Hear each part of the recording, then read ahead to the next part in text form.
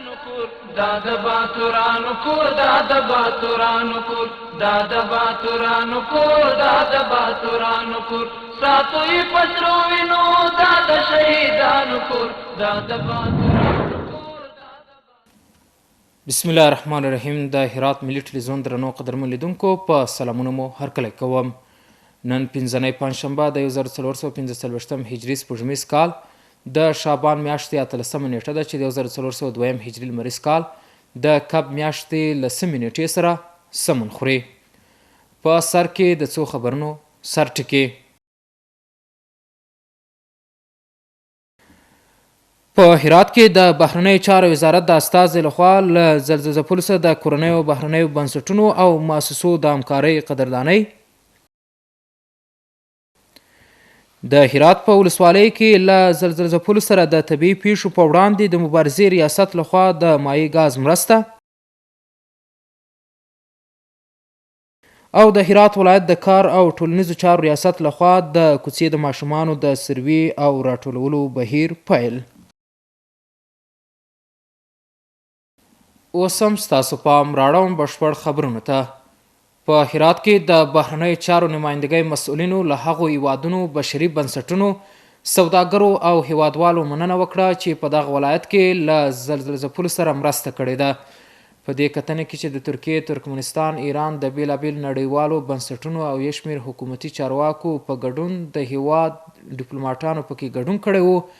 د هرات والي له دې عمله خوښي څرګنده کړه او ویل چې د یادو هیوادونو او بشردوستانه سازمانونو په مرسته د هیواد په ټولو برخو کې د هرات د زلزلې له قربانیانو سره سمه مرسته وسوه.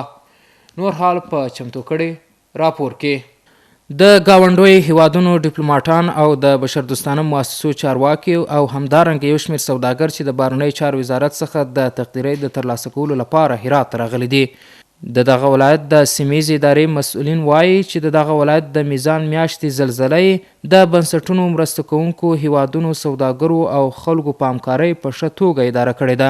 هیچ سکتوری، هیچ شخصی، هیچ ریاستی، هیچ اداره‌ای، هیچ کشوری در مسئله زلزله با ما نامردی نکرده و همهشان سنگ تمام گذاشتند که از همهشان واقعیت جای تشکر است، جای قدردانی است. شاید خیلی از مردم از ذهن ما رفته باشه چون واقعیت چندین ماه گذشته، ولیکن به همراه تمام تلخی های زلزله، به همراه تمام مشکلات هایی که حالا که انسان به یاد آدم میآید دگرگون میشه، آدم زمانی که یک عروس نو عروس به همراه جهیزیه از زیر خاک کسی بیرون میکنه به اون خیلی سخت تمام میشه. شیرینی ای بود که این شیرینی وجود داشت که دلگرمی زیاد مردم، مسئولین، سازمان‌های جهانی، کشورهای همسایه، کشورهای اسلامی، بالکل دنیا همین حس اخوت و برادری و انسانیت و اسلامیت که آدم میدید همین بار سنگین غم و پریشانی و حزن از انسان دور میشد.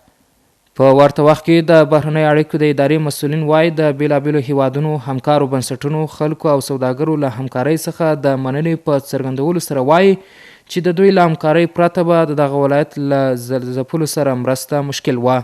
چه منفعتی بهتر از این منفعت که برادران که زیر آواره بودند، برادران که زیر خاک شده بودند، برادران که بی خانه شده بودند و بی سرپناه شده بودند، ساختن سرپناه برای آنها، رساندن غذا و ادویه برای آنها، چه خیر بهتر از این باشد.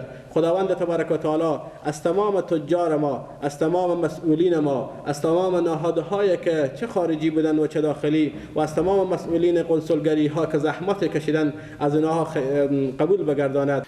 په ورته وخت کې د جیولوژیکي چارو د یو کارپو په وینا د هریرود د سیند په اوږدو کې له دریو برخو څخه یوه د ځمکې د سطحې څخه تېره سوې او دا د دې ښودنه کوي چې هرات د هیواد د زلزلې قطب ګڼل کیږي. مرکز زلزله حدوداً به فاصله های 40 تا 50 کیلومتری از شهر هرات بود.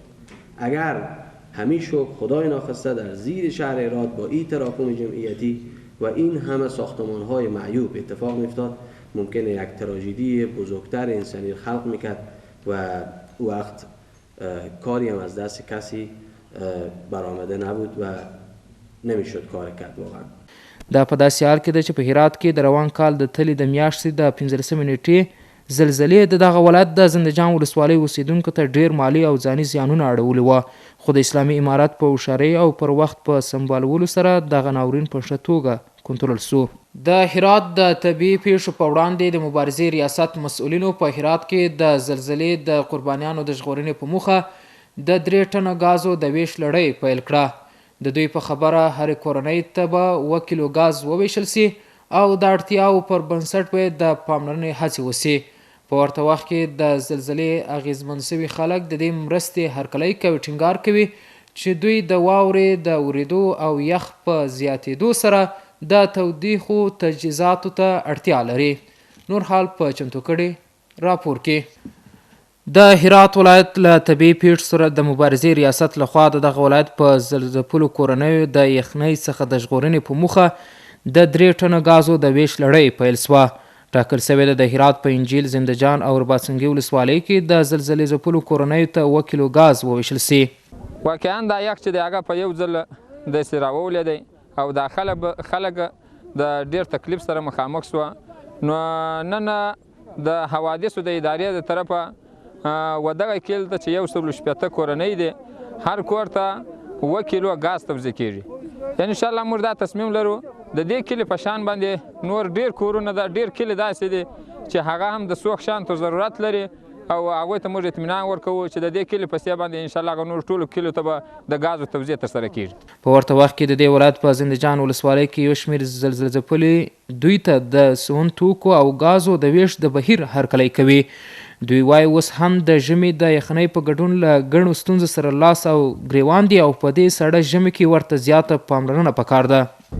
کمک چیزی است که از ما به اندازه برگم که میشه آدم باید از او قدردانی تشکر کنه، به او هم نباید ناشکری بکنه و به این که به این وضعیت فعلی که ما داریم، به این وضعیت هوای سرد و برفی و ولی که به می همین عدم رسیده همین را ما تشکر میکنیم. منتها مردم ما محرومه، مردم قریه سنجاب مظلومه.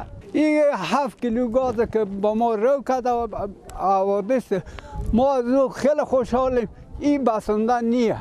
په ورته وخت کې د هرات سیمې اداره له یوې اونۍ راهیسې په واورو کې د بند پاتې کسانو د خلاصون، د دغه ولایت د لویو لارو د خلاصولو او لاړو کسانو سره د همکارۍ په موخه منظم پروګرامونه لري.